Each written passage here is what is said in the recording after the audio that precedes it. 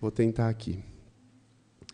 Mas, mais uma vez, é muito gratificante poder falar do Senhor. E hoje, uma aula um pouquinho diferente para mim, na preparação, e o que eu orei e pedi para o Senhor me dar foi uma aula bem interessante, bem diferente das que eu costumei dar aqui, né?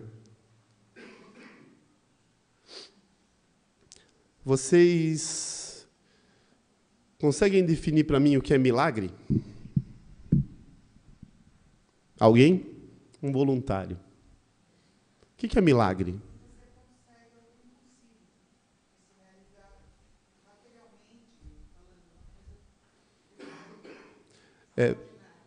Obrigado pelo voluntariado, né? Se eu estava falando, ninguém vai falar. Obrigado, Helene. É um bom conceito. Alguém tem mais algum para mim? A Darlene falou que milagre é algo impossível, algo que materialmente você não consegue conceber ou explicar, né? Sobrenatural. Mais algum? Incomum. Algo incomum. A gente vai falar de milagre hoje, né? Exatamente isso que vocês escreveram. Para a gente ficar um pouquinho mais embasado e com informação da nossa língua, né? Nossa língua traduz milagre assim. E eu vou ter que tirar o microfone. Milagre, fato que se atribui a uma causa sobrenatural, como vocês disseram. Teol, algo de difícil e insólito, que ultrapassa o poder da natureza e a previsão dos espectadores. Coisa admirável pela sua grandeza ou perfeição. Maravilha. Fato que, pela raridade, causa grande admiração. Intervenção sobrenatural. Efeito cuja causa escapa à razão humana. Figura em madeira ou cera oferecida aos santos em cumprimento a um voto. E aí vem dos ditados, né? Contar o milagre sem dizer o nome do santo. Né? Praticar o impossível. Fazer milagre é praticar o impossível. Tudo isso descrito tenta nos dar o conceito do que seja milagre. E eu queria falar de milagre com vocês hoje. O capítulo do livro do Josh, que foi base para a minha aula, se intitula Ele Mudou Minha Vida. Mas o que eu consegui produzir em termos de aula, obrigado, Rô, não escapava do tema milagre. Alguém pode abrir em Atos 7:58 até o 8:1? E uma outra pessoa, por favor, Filipenses 3. Ali está de 2 a 16, eu queria que vocês lessem mesmo de 2 a 16 em casa. Aqui a gente vai ler até o 8. Ah, desculpa, não deve ter pegado a última versão do PowerPoint. É 7:58 até o 8:1.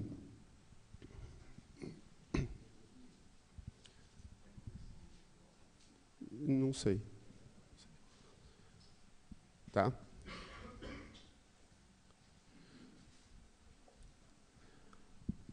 O microfone sem fio está ali?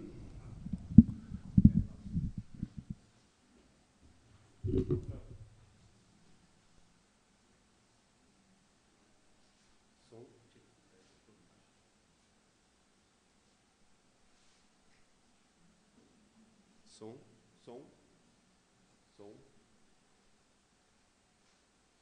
Alô? Não?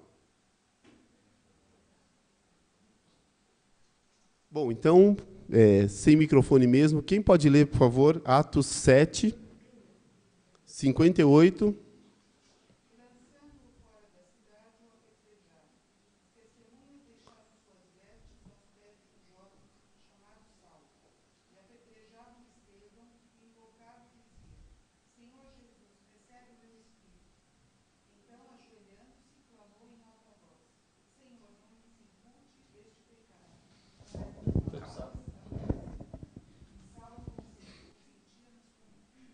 Agora, por favor, Filipenses 3, de 2 a 8. Quem pode ler para a gente?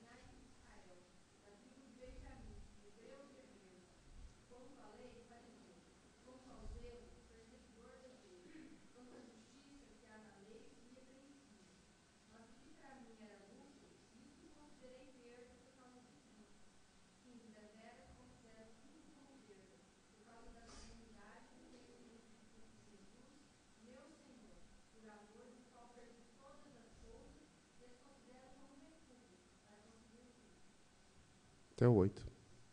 Depois, em casa, vocês podem ler até o 16. Mas é desse milagre que eu quero falar. Atos fala de um jovem que consentia na morte de um apóstolo. Filipenses fala desse mesmo jovem. E a gente tem uma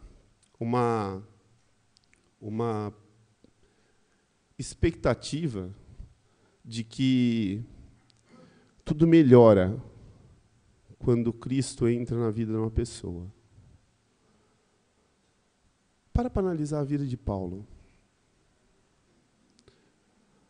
Paulo descreveu, ali em Filipenses, quem ele era na carne.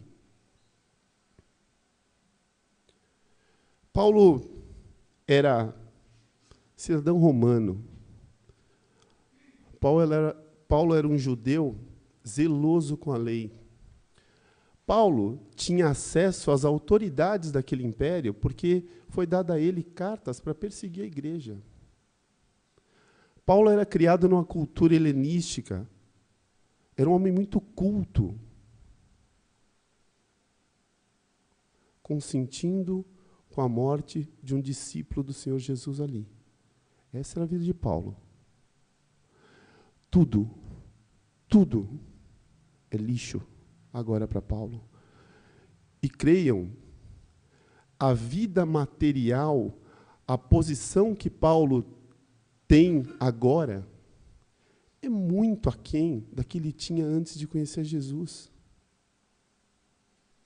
Agora Paulo é um homem perseguido, agora Paulo é um homem andarilho, sem casa.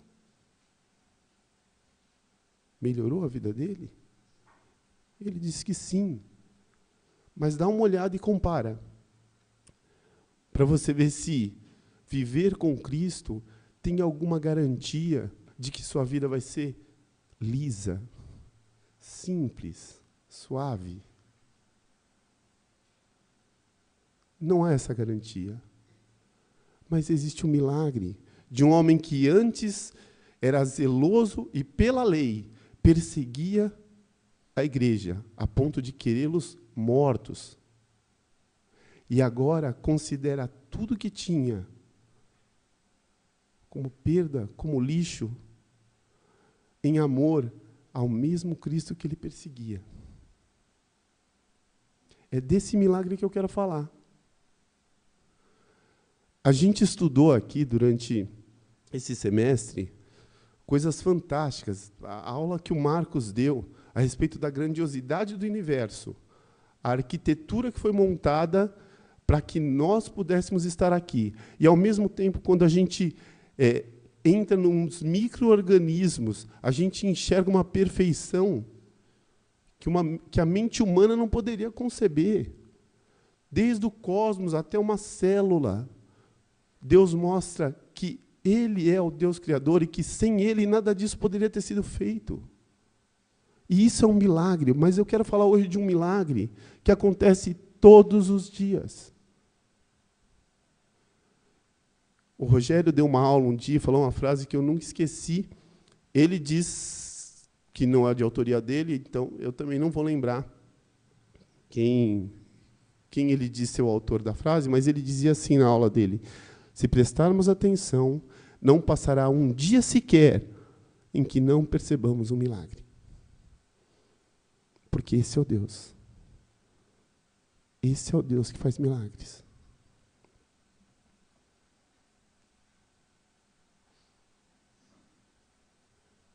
Eu li o livro desse senhor aí. Este livro foi o que serviu de base para esse semestre. O que vocês achariam,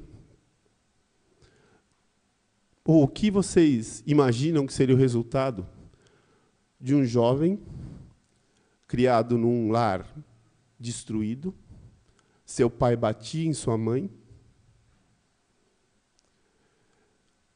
um jovem que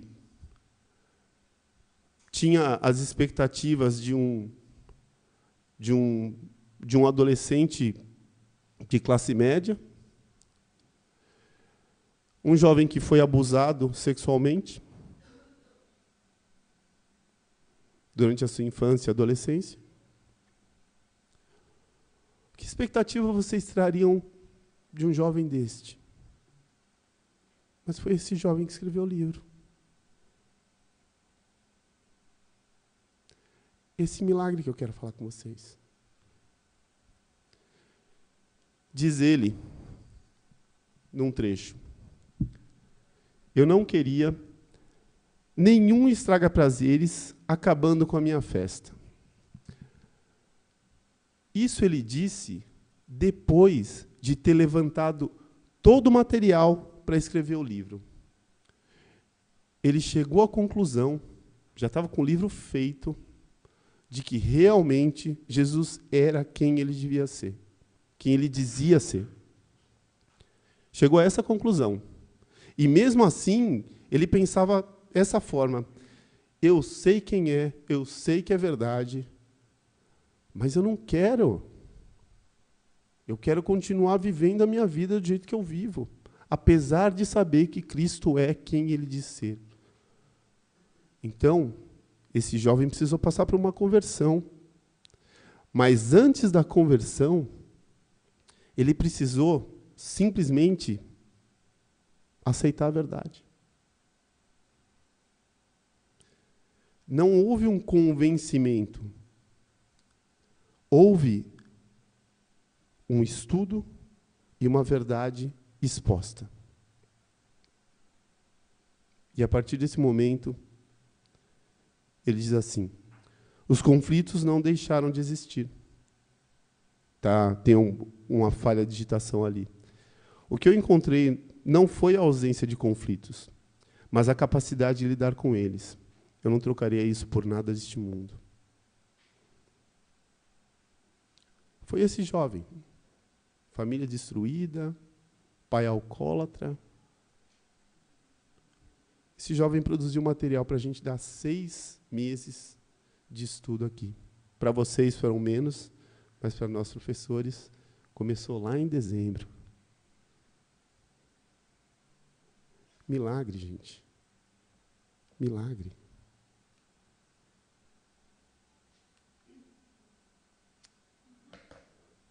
Dividir milagre com vocês.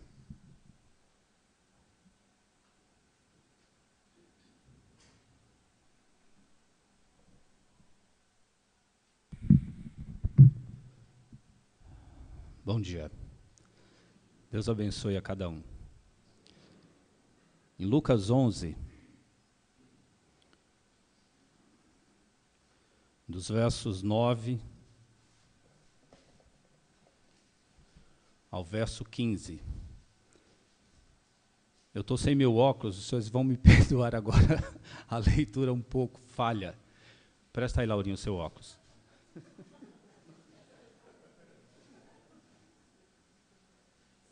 Esqueci.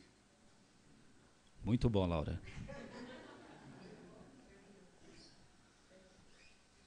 Por isso vos digo,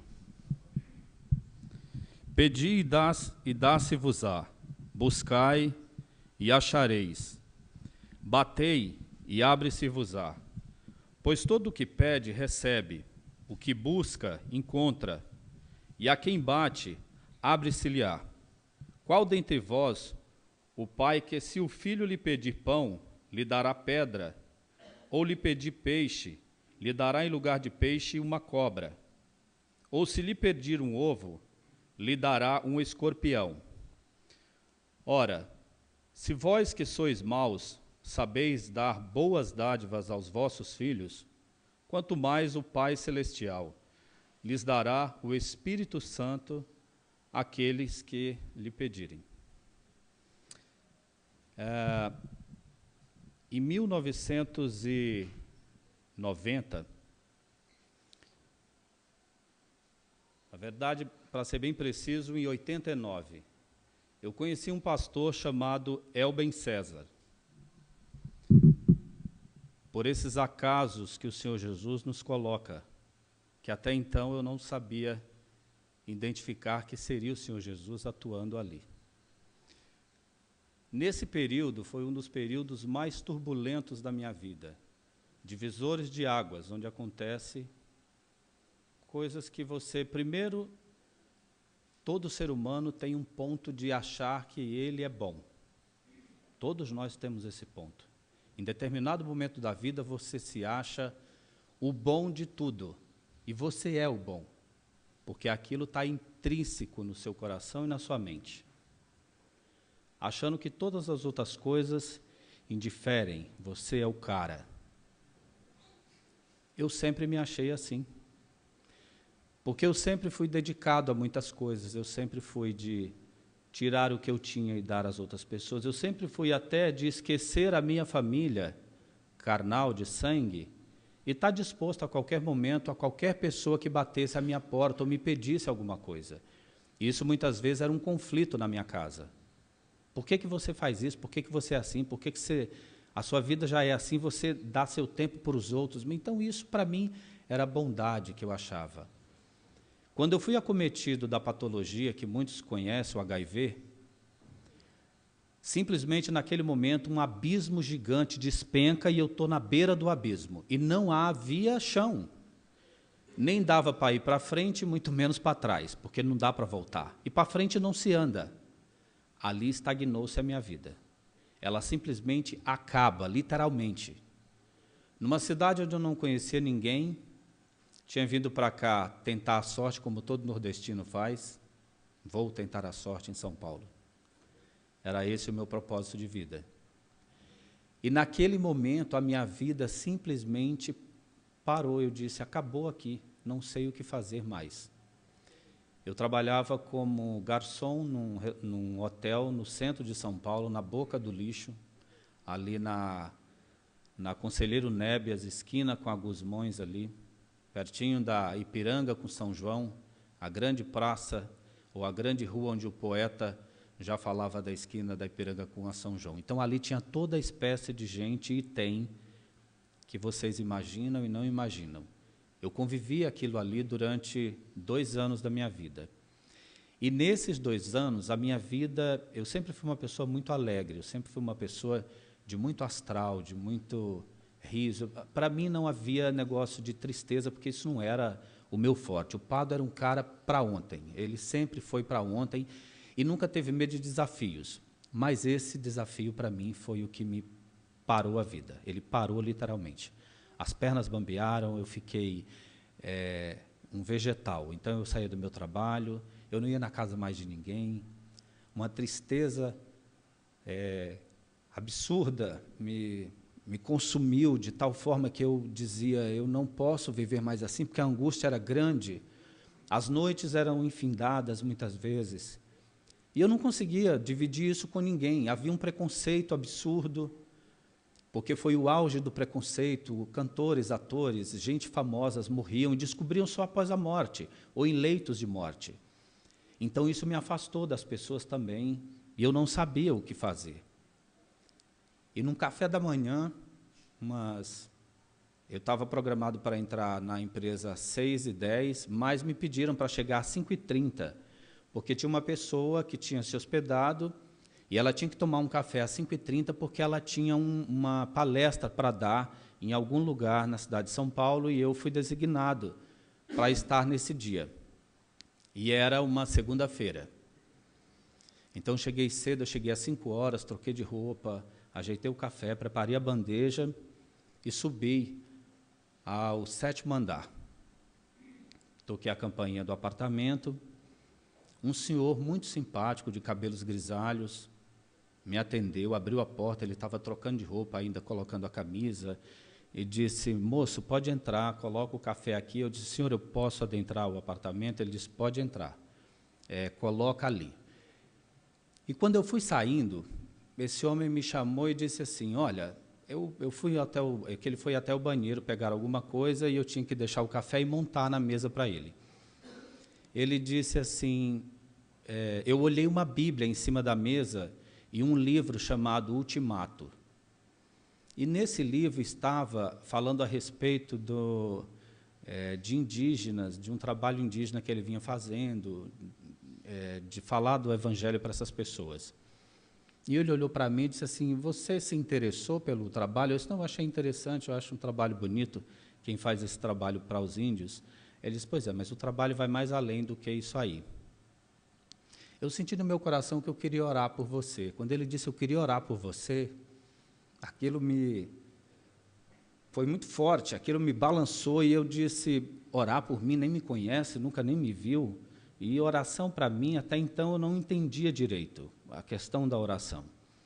E ele, naquele momento do quarto, orou pela minha vida, e falando umas palavras do que não sabia o que acontecia com a minha vida, mas que pediu ao Senhor Jesus que desse direção à minha vida. Quando ele terminou, eu disse a ele o seguinte, perguntei o nome dele, ele se apresentou como Elben César. Eu disse: olha, eu estou procurando um lugar para ir, uma igreja. E ele disse: olha, pegou um papel na mesa, escreveu um nome e disse: tem uma igreja na Vila Mariana que você pode ir lá, procura uma pessoa chamada Eudes, pastor Eudes, e diga que você foi indicado por mim para ir lá. Nesse período anterior a esse café da manhã, eu já tinha feito de tudo que vocês possam imaginar. Eu fiz as novenas do São Judas, eu fiz várias coisas, eu fui em centros espíritas, eu ia em um mundo de coisa, até então à procura desse milagre, o milagre da vida. E eu andava com uma Bíblia Testemunho de Jeová. É um desespero tão grande que você começa a pegar amuleto dali, amuleto daqui, e isso você vai juntando como fazem aqueles que estão cegos. As pessoas aí fora estão cegas pela verdade, e nós não entendemos muitas vezes e as julgamos, antes de entendê-las ou de compreendê-las, o porquê tanta cegueira. Porque nós não conhecemos a vida das pessoas. E quando eu cheguei na Vila Mariana, com aquela sede, aquela coisa de saber o que é, porque esse homem dizia assim para mim: eu não sei o seu problema, mas este homem vai resolver o teu problema, chamado Jesus Cristo. E eu fui para a igreja, isso era uma tarde. Ele me falou para ir à noite, só que eu esqueci o horário, e cheguei lá à tarde, num sábado, e era a reunião da UPJ. Eu entrei nessa igreja, fiquei do horário da UPJ, sentado lá olhando as coisas, até o horário da mocidade, porque eu comecei a descobrir que havia uma reunião de moços que começava às 7h. E fiquei lá, tomei lanche com essas crianças, as pessoas achavam até que eu era de outra igreja, porque até então ninguém dentro da própria igreja perguntou quem eu era nesse momento e o que eu estava fazendo ali. Apenas foram simpáticos. Me cumprimentaram, perguntaram o meu nome, mais nada. E eu achei um pouco estranho, mas, enfim, eu estava dentro de uma igreja. Era isso que importava e foi isso que esse senhor pediu para que eu fizesse. E eu perguntei pelo pastor Eudes, eu disse: olha, o pastor Eudes só está aqui no domingo. E eu achei estranho porque ele tinha mandado eu ir no sábado. E esperei. À noite, 7 horas, começaram a chegar os jovens. E de todo esse mundo de jovens que chegaram na igreja nesse dia, 2 jovens me abordaram na igreja. Sentei lá atrás e um deles veio ao meu encontro. E esse jovem, até hoje, nós temos 22 anos de amizade. Uma amizade fundada numa pedra chamada Cristo Jesus. Esse jovem sentou do meu lado e perguntou o meu nome, quem eu era, de onde eu tinha vindo e o que eu estava fazendo ali. E eu disse a ele, expliquei. Ele disse para mim, você veio ao lugar certo. Porque você vai conhecer uma pessoa hoje. Nesse dia, essa mesma pessoa que falou comigo, ele dava um testemunho, contando a sua vida. E eu fiquei, à noite, ouvi o testemunho dele inteiro. Ele contou sobre a história de estar num abismo. Ele disse que deu vontade de pular desse abismo, algo muito... Uma voz dizer para ele, você tem que pular, essa vida não é sua, isso não é para você, isso não serve para você, você tem que pular. Mas uma outra voz falava mais alto, você é meu filho, eu te remi, eu te amei, eu te busquei, eu paguei o preço pelo seu pecado, você é meu, você não vai pular. E esse jovem de, na época, 23 anos de idade, que a gente tem a mesma idade, temos diferença de um ano para o outro, mas estava num período que a nossa idade batia. É o pastor Ion que vocês têm visto aqui. O testemunho dele foi muito forte para mim. Não foi milagres daquele que eu estava esperando, mas o milagre que eu estava esperando era uma cura do que eu tinha. E naquele dia foi lido esse texto aqui por alguém, eu não me lembro. E esse texto eu guardei para mim. E os coros que cantavam naquele dia eram tão fortes para mim, que eu fiquei tão encantado com tudo que eu ouvia, era tão sedento. E o Rui, irmão do Ion, ficou do meu lado. O Ion acho que apontou para mim, para ficar perto, que era um visitante, era incrédulo. E aí, no final dos corinhos, eu perguntei para ele, quem canta esses cantos? Quem criou isso? Ele disse, são os anjos. Ele brincou comigo. Eu disse, mas são lindos, aprenderam com os anjos? Ele disse, aprenderam com os anjos. Me despedi deles, fui embora para minha casa. O encontro com o Senhor Jesus, para muitas pessoas, eles são no momento e é chamado na frente alguém, levanta a mão, vai lá. O meu encontro com o Senhor Jesus, eu não estava com ninguém, eu estava sozinho. Na plataforma de um metrô, na saída desse lugar, ao descer as escadas rolantes, eu me deparei com Cristo na minha vida. Foi de um sentimento ímpar, não tem como explicar aquele momento, eu não tenho como descrever, foi tão forte, aquilo inundou o meu coração, a minha vida, a minha mente. Uma alegria transbordou de dentro de mim e eu não conseguia controlar o que estava entrando dentro da minha vida. As únicas palavras que eu conseguia dizer, e era em alto e bom som, louvado seja o nome de nosso Senhor Jesus Cristo. 2 guardas do metrô achavam que eu estava louco, eu estava embriagado, e eu fui para a plataforma do metrô e 2 me seguiram, achando até que eu ia pular da plataforma, porque não tinha trem, isso já era por volta de umas 10 da noite. E eu não me controlava, e vinha metrô, eu não entrava, eu ficava sentado no banco e andava de uma plataforma para outra. Eu fiquei simplesmente 1h30 dentro do metrô, a ponto do guarda chegar para mim e disse, olha, eu estou muito preocupado com o senhor aqui dentro, o senhor está andando para lá e para cá já faz muito tempo, eu vou pedir que o senhor nos acompanhe. Eu disse, não vou acompanhá-los, eu estou indo para a minha casa. Ele disse, porque está muito estranho. Eu disse, por quê? Porque eu tenho louvado, dizendo o nome de Jesus, que é grande, o senhor não está entendendo. E eu não dei muita atenção, o próximo metrô veio, ele ficou conversando, eu entrei dentro do metrô, e entrei rindo dentro do metrô, e eu comecei a ficar constrangido, porque quando o Senhor Jesus adentra a vida da gente, quando o Espírito Santo nos toca, quando Ele nos envolve, não há tempo, não há momento, não há lugar, não há pessoas, é dele o tempo, o horário é dele, Ele é que transforma, Ele é que faz.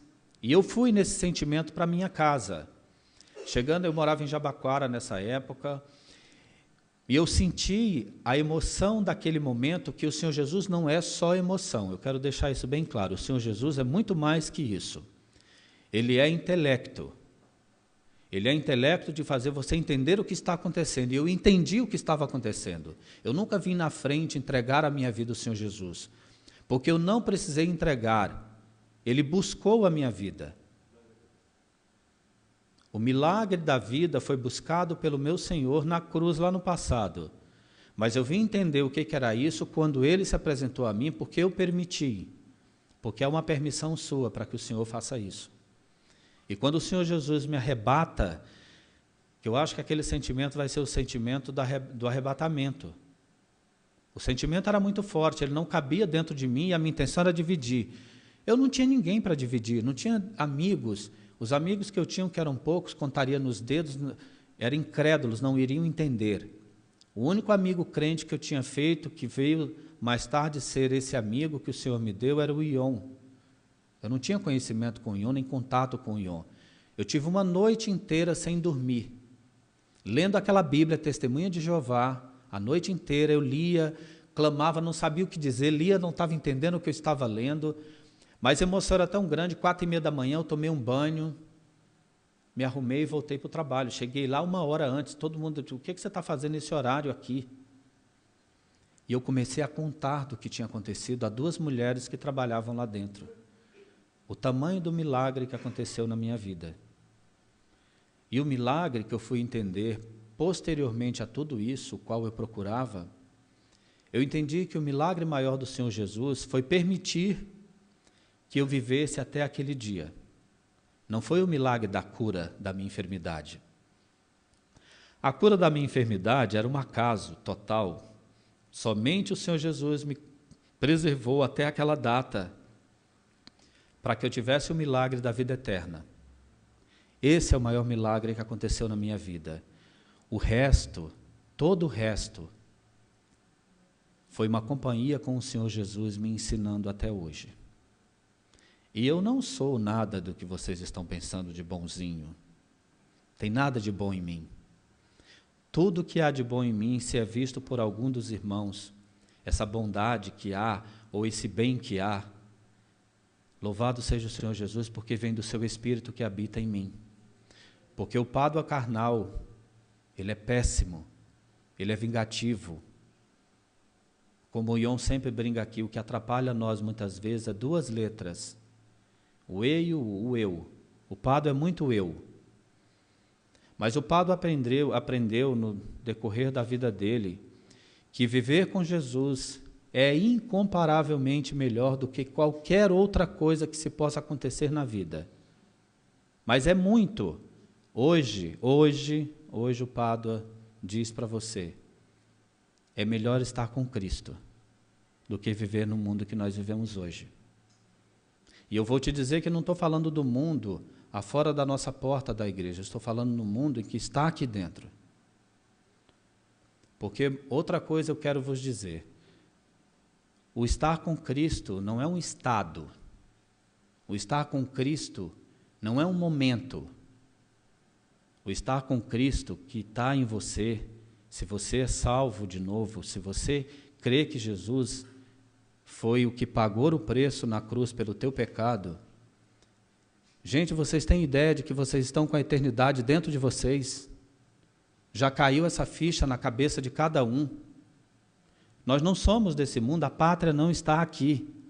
Por que somos tão ranzinzas com tantas coisas? Por que somos tão implacáveis em vinganças? Por que somos tão implacáveis em guardar no coração mágoas? O irmão diz uma palavra errada, eu guardo anos. Pecadores, eu gosto muito de uma frase que a Márcia fala, que eu amo, eu guardei para mim essa frase, minha irmã, eu tomei de você. Olhos de misericórdias e palavras que abençoam, sabe por quê? Porque foram esses olhos que o Senhor Jesus olhou para mim com misericórdia. E sabe o que Ele fez? Ele me deu palavras que abençoam para que eu pudesse usar. Independente da minha situação financeira, independente da minha situação de saúde, independente de onde eu moro, independente de onde eu estou. Vamos parar com esse negócio. Chega! Nós somos podres, carnais. Não se iludam. Não, neste mundo não vai haver ninguém que vai ter toda, nós estamos falando daquela linha de Cristo. Eu quero chegar à estatura de Cristo, é o que nós desejamos. E você tem que desejar isso ardentemente. Mas não se iluda, você não vai encontrar ninguém como Cristo.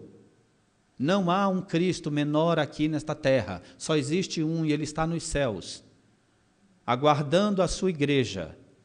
Agora você tem que desejar isso. Olhos de misericórdias, palavras que abençoam. É esse trabalho que os professores fazem aqui. É olhar para nós com misericórdia. Sabe por quê? Porque eu creio, não sei, Marcos, se eu estou mentindo, e Marcelo, Rogério, André, não sei onde estão. Eu acho que todas as vezes que vocês deparam com os estudos, o Senhor olha com misericórdia para vocês. E as palavras que vocês trazem para cá, para nós, elas vêm com misericórdia, porque elas vêm do Espírito Santo. Todo esse tempo que eu vivi, que eu aprendi a estar com Jesus, a personalidade do Pádua mudou. E tem uma outra coisa que muda, não se engane. Você adolescente, você jovem, existem impulsos, mas o tempo de vida, ele vai melhorando você, ele vai te lapidando, porque nós vamos crescendo, nós vamos aprendendo com os tombos da vida. A gente vai aprendendo com a convivência que o Senhor Jesus vai caminhando, né? Porque não é que o Senhor caminha com a gente tem que caminhar com o Senhor vai à frente de tudo. E o Senhor muitas vezes vai limpando caminhos, tirando pedras, tirando espinhos, deixando alguns, sabe para quê? Para nosso ensino. Eu não estou curado, nem tem previsões de cura, mas hoje eu não me importo com isso mais. Há muito tempo eu não me importo com isso. Mas faz muito tempo, vocês não têm ideia. Eu não me importo. A minha mãe veio saber da minha patologia depois de 7 anos, por acaso. Porque eu disse, para que eu vou fazer a minha mãe sofrer com algo que ela não vai entender e vai achar que amanhã eu vou morrer? Eu esqueci meus medicamentos na geladeira dela. Porque eu sempre deixava os medicamentos, arrancava os rótulos, porque eu dizia, ela vive sozinha, eu vivo fora, vivo em São Paulo, para que deixar a minha mãe tão triste? Já vive numa tristeza de tempo, onde eu estou longe, só vou anualmente, às vezes quando posso, o Senhor tem me privilegiado, às vezes de anos eu ir 4 vezes a Fortaleza vê-la. Mas um dia ela me liga, depois de 7 anos acometido, eu estava bem, estava passando por um processo de adaptação, porque eu passei quase 10 anos me adaptando com milhões de remédios que as empresas, os laboratórios faziam e testavam, então eu entrava nos testes desses medicamentos. E ela me liga um dia, em prantos, perguntando o que eram aqueles medicamentos, porque ela dizia, eu descobri o que são. Você não confiava na sua mãe? Que medo você tinha de dizer para mim? Eu quero que você me diga, eu quero entender o que é isso aqui, o que você tem? E foi um momento muito difícil de contar para ela, mas o bom é que nesse mesmo período, minha mãe conhecia a Cristo. Em poucas, não tão profundo. E foi bom que naquele dia Cristo aprofundou na vida dela. Porque a partir daquele momento, quando ela soube que eu disse, ela disse que passou uma semana sem dormir, porque não entendia o que era aquilo. E eu sempre confortando, eu estou bem, a minha vida está nas mãos do Senhor Jesus. Há 7 anos, esse tratamento, eu estou vivo, trabalhando, eu sempre tive uma saúde de ferro. Em detrimento a uma gripe, a uma dor de garganta, como todos nós temos. Mas o Senhor me preservou até nisso. O que eu quero mais, o que eu ando procurando mais? Milagre. Milagre é eu estar aqui. Esse é o milagre do Senhor Jesus. Hoje, 25 de maio de 2014, isso é um milagre. Eu queria pedir uma coisa para todos vocês que estão aqui, Quem está aqui na frente, olha para trás, a partir ali da Fernanda e desse senhor de cabelos bonitos, que eu quero estar da cor do seu cabelo daqui a um tempo, viu? E quem está na frente, olha para as pessoas da frente. Eu queria que vocês, só por um segundo. Sabe o que vocês estão vendo? Milagres. Milagres. Nenhum de vocês está hoje ou esteve ontem numa página de jornais chamada óbito. Uma bala perdida, um acidente, uma doença incurável. Vocês estão aqui hoje. Sabe por quê? Porque hoje é dia de milagre. Hoje é o dia que o Senhor Jesus guardou para cada um de nós, para nós entendermos que a nossa vida é um milagre. Não é a nossa doença que passou. Não é os nossos cabelos que não caíram. Ou não são os nossos olhos que precisamos de óculos. A nossa perna que está doendo. A minha mão que não vai para cá. Não é esse o milagre. Não é esse tipo de coisa que o Senhor Jesus quer nas nossas vidas. Independente de você falar ou não do milagre que Deus fez na sua vida, Deus não precisa de você para falar dele. Creia nisso, porque você não é ninguém. Deus faz as pedras falarem, faz jumenta falar. Deus faz raios, chuvas e trovões. Deus abre um arco-íris de uma ponta a outra do céu para dizer, eu estou aqui. A glória do Senhor Jesus, ela está estampada aqui. É só abrir essa janela e olhar, apesar do céu estar turvo. Mas Ele prova o seu próprio amor para conosco, pelo fato de Cristo ter morrido por nós, ainda pecadores. E mais ainda, deixando provas incontestáveis. Por que as estrelas estão onde elas estão? Por que a terra está onde ela está? Por que gira o sol em torno da terra ou a terra em torno do sol? Milagres.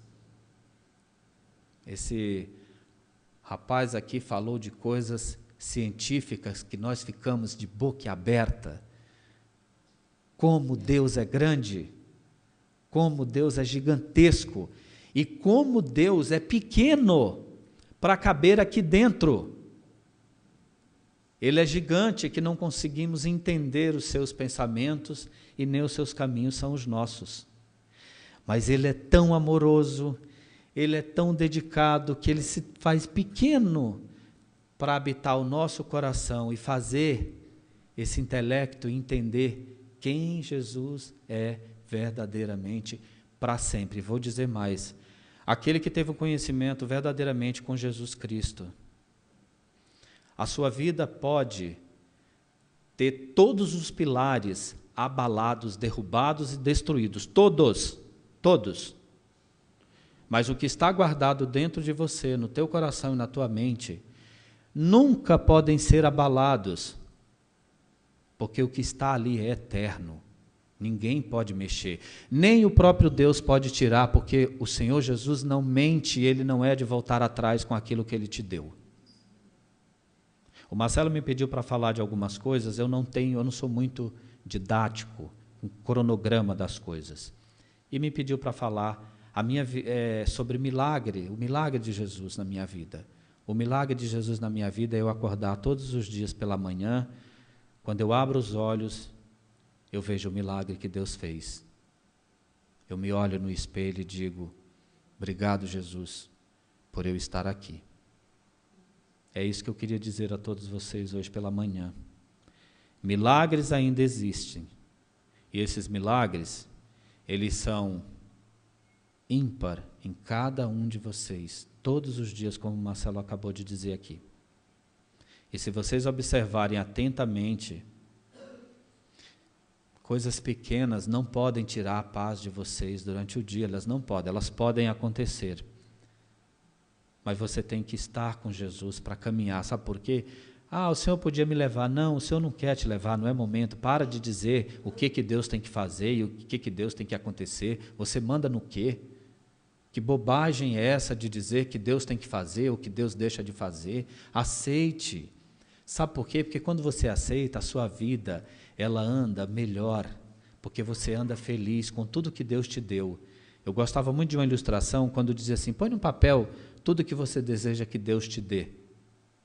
Agora, se você pegar uma folha em branco e entregar para o Senhor, dizendo assim, Senhor, seja a tua vontade na minha vida, mas não a minha vontade na tua vida. Não, seja a tua vontade na minha vida e eu tenho que aceitar. Deus abençoe a cada um de vocês. Eu espero que a vontade do Senhor Jesus esteja na tua vida e você aceite a vontade dEle. Amém? Obrigado, viu, Marcelo?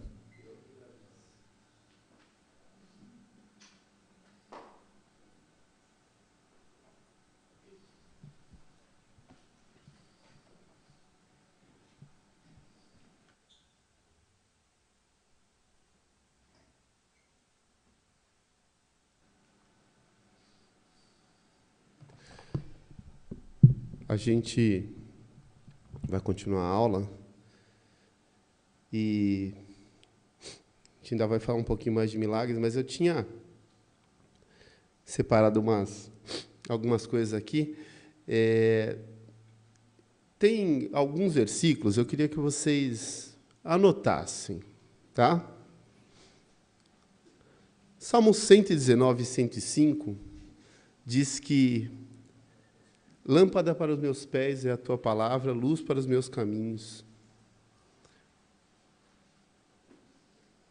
Em João 8, 13, o Senhor Jesus fala, eu sou a luz do mundo. A palavra é a luz, mas Jesus é a luz. João 14, 6, ele diz, eu sou o caminho, a verdade e a vida. Em João 17, 17, ele diz, santifica-os na verdade, porque tua palavra é verdade. Jesus e a palavra são uma simbiose que a Bíblia nos revela. Queria pedir para você fazer um exercício que eu aprendi com o André, meu pequeno, essa semana. Eu pedi para ele olhar para dentro dele. Aí ele fechou o olho assim. Tenta fechar o olho você e olhar para dentro de você. 5 segundos, por favor.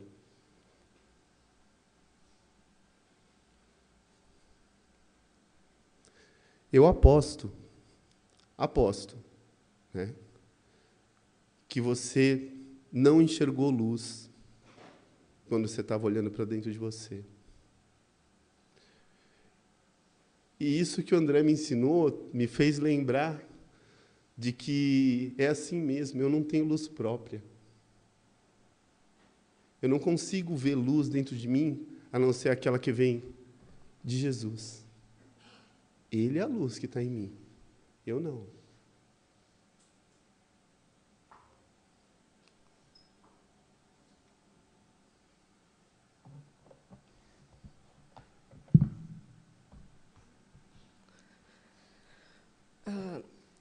Eu queria falar muito rapidamente aqui com vocês sobre uma fase da minha vida que eu não era crente e o meu marido também não era. Então, estávamos nós dois nas trevas, porque se você não está na luz, você certamente está nas trevas, porque não tem outro caminho, um terceiro caminho. Então, eu não era de nada, de religião nenhuma, nada. Meu marido era espírita kardecista.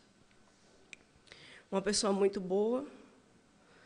E eu também, como diz o padre, me julgava uma pessoa, mais ou menos, alegre, muito alegre.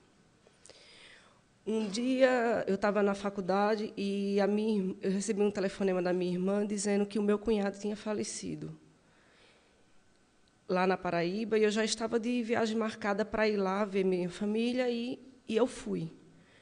Quando eu cheguei lá, encontrei a minha irmã muito, muito triste, não apenas só pelo falecimento do marido dela, triste pelas injustiças que fizeram com ela.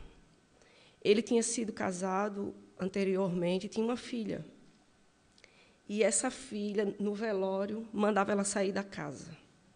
Dizia que a casa era dela e começou a humilhar muito ela. E ela, no mesmo dia, ela saiu da casa, porque ela disse, eu sei.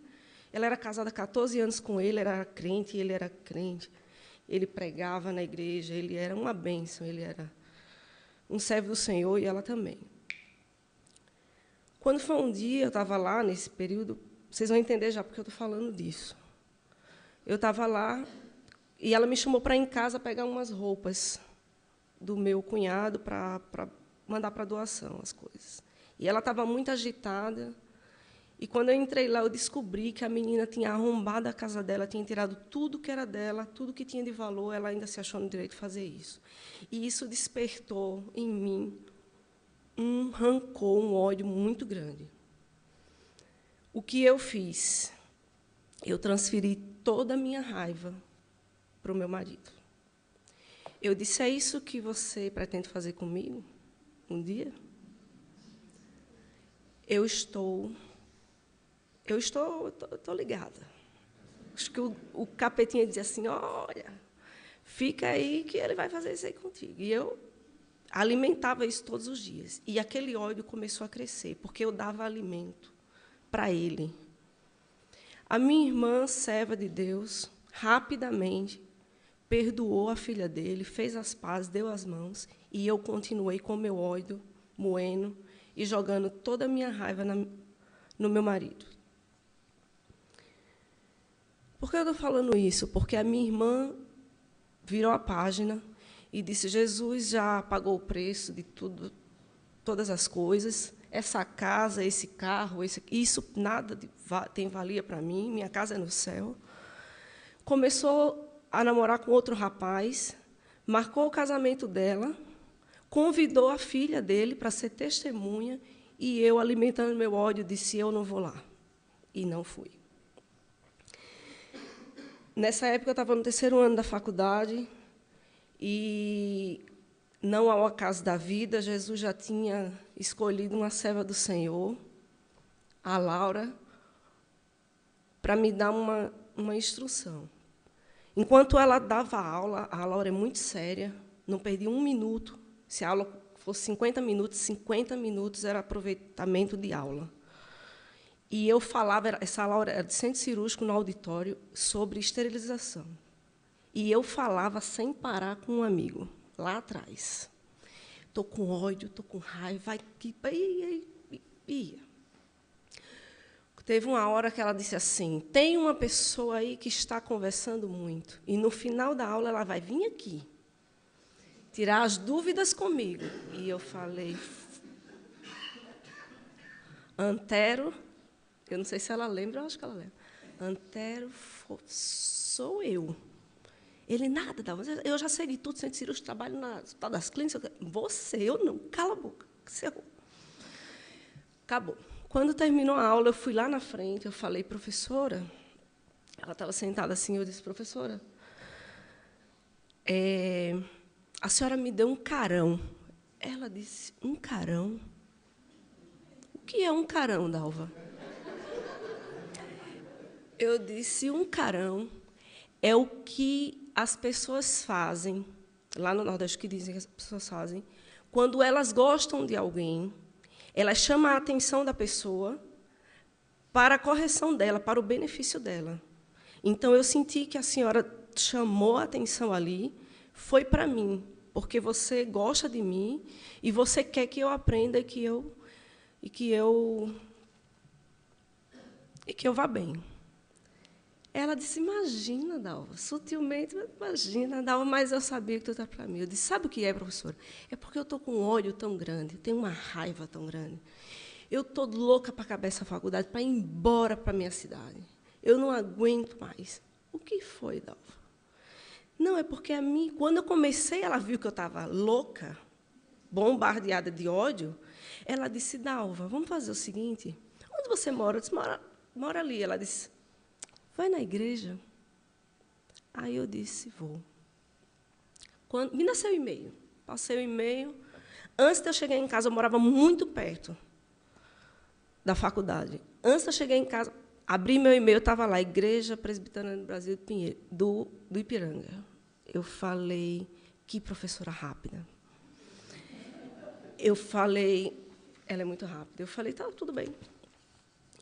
O Edu chegou em casa e eu falei assim, Edu, eu vou, porque eu já me sentia só. Não era nós, era eu. O eu e o né? Eu vou domingo na igreja. Ele disse, e eu também. Eu disse, chegamos ali, sentamos ali atrás. O Edu foi a primeira igreja evangélica que ele entrou. Até para trás, ele disse que não podia nem ouvir falar de Jesus. Quando a pessoa começasse a falar, ele saia correndo. Quando ele era jovem, ele disse que era assim. Sentou ali, o Ion veio, se apresentou, e aqui eu comecei a aprender mais de Jesus. Quem é Jesus? O que Jesus faz? Eu entrei ali com o meu casamento totalmente destruído. Para mim, era separação e fim. Estava tudo certo na minha cabeça, tudo esquematizado. Acabou, não tem família, não tem casamento, não tem... Não quero. Rancorosa, eu acho, olha, muito rancorosa. E esse ódio que eu alimentei acabou com o meu casamento. Até conhecer Jesus falar no meu coração e dizer assim... Até que eu aceitei Jesus e eu comecei a pensar, meu marido é bom, meu marido é um homem bom. Comecei a ver as coisas que o meu marido fazia e eu vi que não era ele, era eu, que era muito rancorosa, era eu, que não tinha aprendido a perdoar. E isso acabava comigo e estava acabando com a minha vida, e era a separação. Então, assim, a Laura foi um veículo de Deus para chamar a gente aqui, e aqui nós aprendemos mais de Jesus. Só que Jesus falou assim para mim, quem me ama, quem me aceita, se arrepende. E foi quando eu percebi que eu realmente tinha aceitado Jesus no meu coração, quando eu me arrependi da minha vida e das minhas coisas. E fui procurar o significado da palavra arrependimento. Arrependimento, em uma das traduções, assim, que quer dizer mudança total de pensamento. Eu disse, eu agora não sou a mesma. Eu agora tenho que ser diferente. Eu não posso andar mais do jeito que eu andava, porque agora eu aceitei Jesus como o meu único e suficiente Salvador.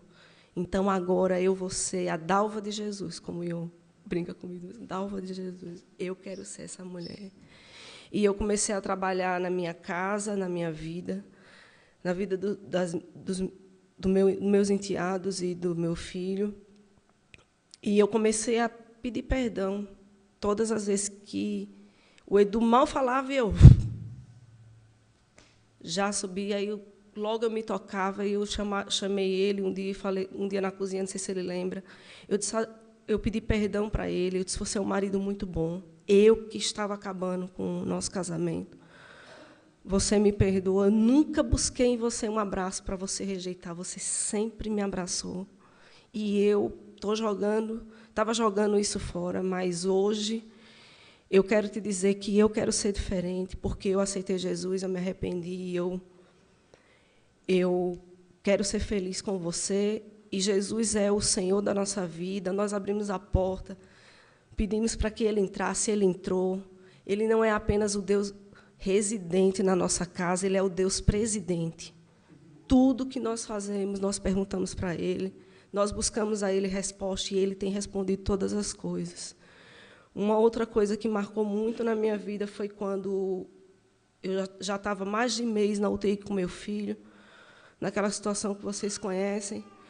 O chefe da UTI veio até a mim e disse, Dalva, vem aqui que eu quero conversar com você. Eu queria que você fosse um pouco para casa, cuidar da sua casa, cuidar dos outros filhos, que ele não sabia que era meu enteado, mas ele achava que ele tem a mãe deles, que cuida deles também. Ele achava que os meninos estavam abandonados, porque eu estava só focada no Pedro.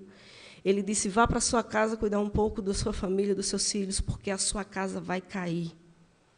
Quando acontece isso, essa adversidade chega, a cadeira de roda entra, as coisas começam a acontecer, os maridos se separam das mulheres, as mães que ficam só, você vá cuidar da sua vida, vá cuidar da sua casa. Nós vamos cuidar do Pedro aqui, quando o Pedro chegar lá, você assume. Eu falei, doutor Salomão, a minha casa foi edificada na rocha que é Cristo Jesus. E eu creio que essa rocha é inabalável.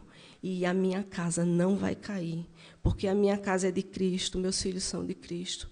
Eu sou de Cristo, e Jesus já me redimiu, e eu só estou glorificando a Deus, porque eu estou passando por isso, mas eu estou certa que Deus vai me dar vitória lá na frente, mesmo que hoje eu não esteja vendo a solução, a minha casa vai, sim, ser mais unida do que era, porque Deus é fiel, Ele disse é.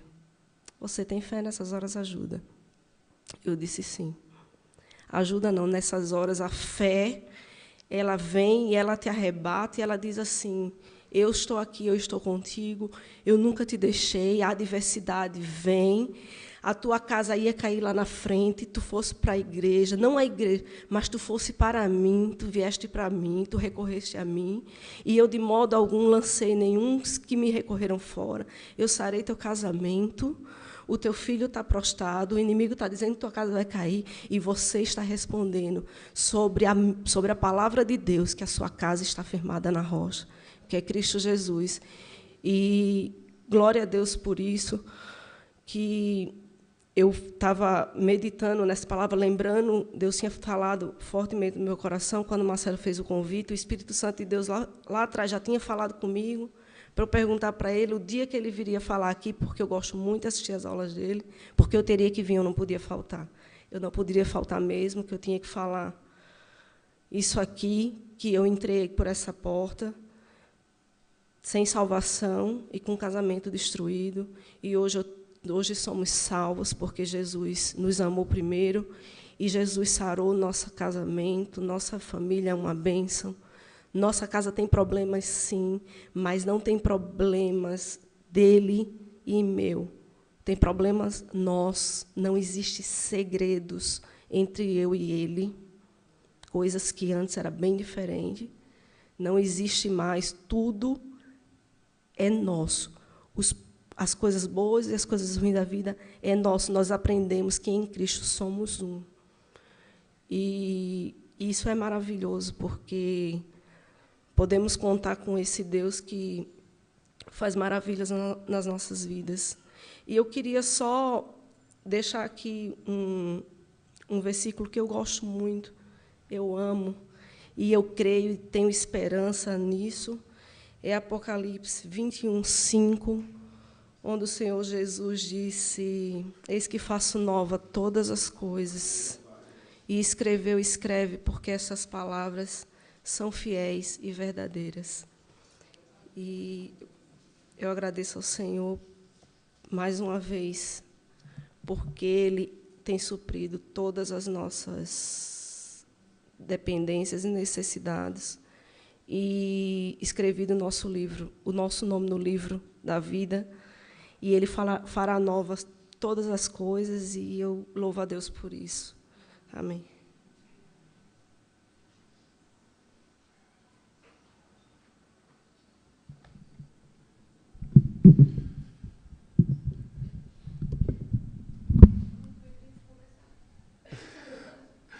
É resolução.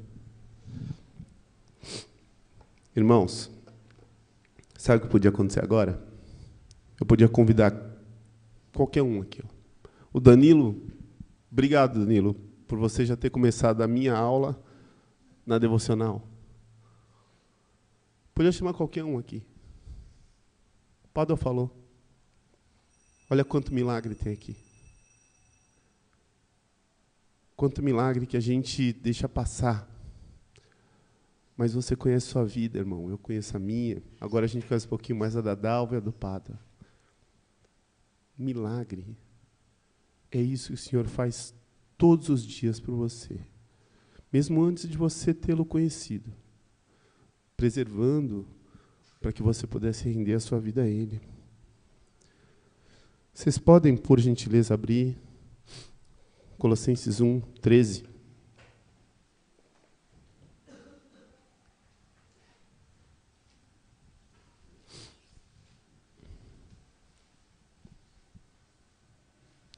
Diz assim: Ele nos libertou do império das trevas e nos transportou para o reino do Filho do seu amor.